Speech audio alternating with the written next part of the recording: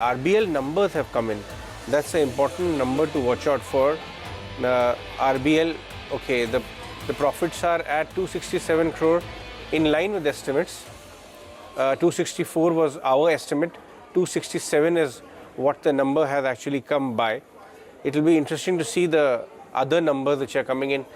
People were expecting, the street was expecting very sharp weakness in the number. Weakness in terms of asset quality. There was also some, unconfirmed reports of exposure to a particular geography or region, which could have hit their asset quality numbers badly. So asset quality numbers have still not come in. That is something to watch out for. That will decide how the stock will go. The stock has already rebounded 1% into the green. That was the amount of. Can we pull up the last 1 week chart of RBL or 15-day chart of RBL? You would know what exactly am I talking about. 1.5% now, RBL Bank is rebounding because shorts were already built in on asset quality. We'll get you. Look at that. The stock had already lost 8% going into the numbers of this quarter. Pull up the 15-day or a month graph, you would understand what I'm talking about. So asset quality will actually, right, we will go to the management as well. Meanwhile, check out that graph. That's the Mr. Ahuja talking about their quarterly performance. Let's hear them.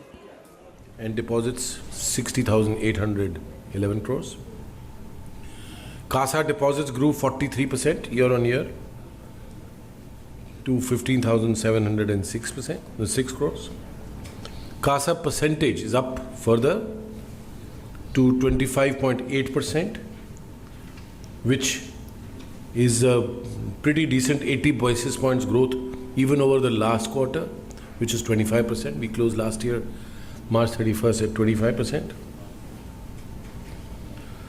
Within advances, wholesale advances grew 23% and non-wholesale grew 52%. So that journey continues to be very strong on the non-wholesale front. I am pleased to report that our net interest margins have improved further. And for the last few quarters, each quarter it's an all-time high. So I think for 5 quarters now, we cross 4% and then every quarter, every time I'm asked, you think now they've stabilized? And I say, yes, I think they've stabilized, but for some reason the mix of business that we do and the strong growth on the retail side and the improving yields on that side are helping NIMs touch new highs every time. So we reached 4.31% this time, as opposed to 4.23% end of last quarter and 4.04% over last year. So over the year, it's been almost a 27 basis points growth in NIMs. Total revenue, net interest revenue and non-interest revenue all grew very coincidentally 48% year on year. All three, 48%. So total revenue grew 48%, net interest revenue grew 48%, and non-interest revenue also grew 48%. Y on Y in Q1 FY20. Our total revenue for the quarter was almost 1,300 crores, 1,299 crores.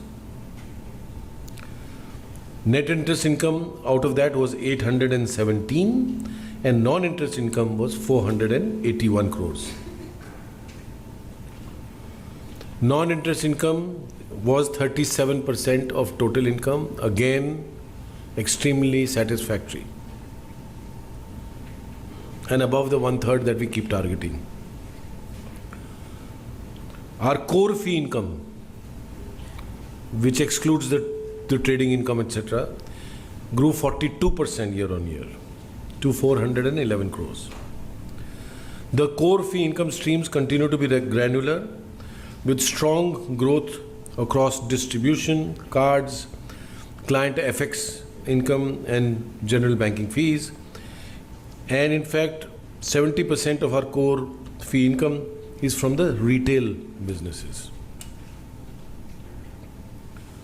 In our credit cards business, we closed the quarter at 2 million cards. We continue to be among the top 5 in the country in new card additions and the retail spends per card. The retail spends remain well diversified across categories of regular monthly usage like groceries, telecom, fuel, apparel, etc.